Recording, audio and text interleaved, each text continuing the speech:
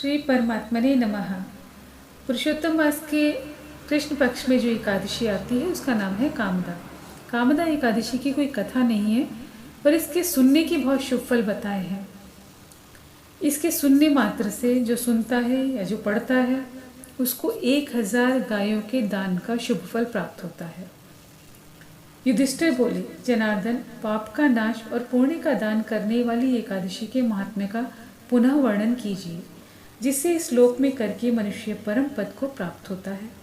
भगवान श्री कृष्ण ने कहा, राजन, शुक्ल या कृष्ण पक्ष में जब भी एकादशी प्राप्त हो उसका परित्याग ना करें, क्योंकि वह मोक्ष रूप सुख को बढ़ाने वाली, कलयुग में तो एकादशी ही भव बंधन से मुक्त करने वाली, संपूर्ण मनोवांछित कामनाओं को देने वाली तथा पापों का नाश करने वाली है।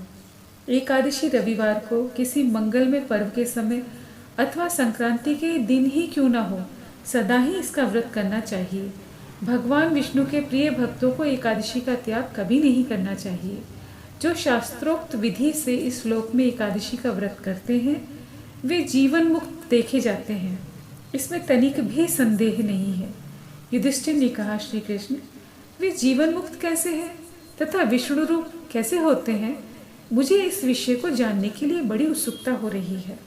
भगवान श्री कृष्ण बोले, राजन, जो कलयुग में भक्ति पूर्वक शास्त्रीय विधि के अनुसार निर्जल रहकर एकादशी का व्रत करते हैं वे विष्णु रूप तथा जीवन मुक्त क्यों नहीं हो सकते?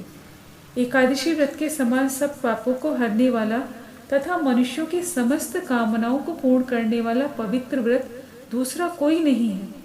दशमी को एक बार भोजन, एकादशी को निर्जल व्रत तथा द्वादशी को पारण करके मनुष्य श्री विष्णु के समान हो जाते हैं।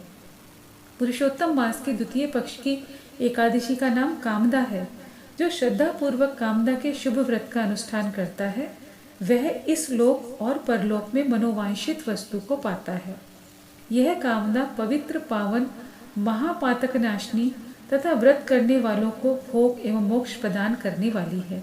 नृपश्रेष्ठ, कामदा एकादशी को विधि पूर्वक पुष्प, धूप, नैवेद्य तथा फल आदि के द्वारा भगवान पुरुषोत्तम की पूजा करनी चाहिए। व्रत करने वाला वैष्णव पुरुष दशमी तिथि को कांसे के बर्तन, उड़द, मसूर, चना, कोदो, साग, मधु, पराया अन्न, 2 बार भोजन तथा मैथुन, इन 10 का परित्याग करे। इसी प्रकार एकादशी को जुआ, निद्रा, पान, दातुन, पराई निंदा, चुगली, चोरी, हिंसा, मैथुन, क्रोध और असत्य भाषण, इन 11 दोषों को त्याग दे तथा द्वादशी के दिन कांसा का बर्तन, उड़द, मसूर, तेल, असत्य भाषण, व्यायाम, परदेश गमन, 2 बार भोजन, मैथुन, बैल की पीठ पर सवारी, पराया अन्न तथा साग, इन 12 वस्तुओं का त्याग करे। राजन, जिन्होंने इस विधि से कामदा एकादशी का व्रत किया और रात्रि में जागरण करके श्री पुरुषोत्तम की पूजा की, वे सब पापों से मुक्त हो परम गति को प्राप्त होते हैं। इसके पढ़ने और सुनने से सहस्त्र गोदान का फल मिलता है। हरे कृष्ण कृष्ण कृष्ण हरे हरे, हरे राम राम राम हरे हरे, हरे कृष्णा कृष्णा कृष्णा हरे हरे, हरे राम राम राम हरे हरे।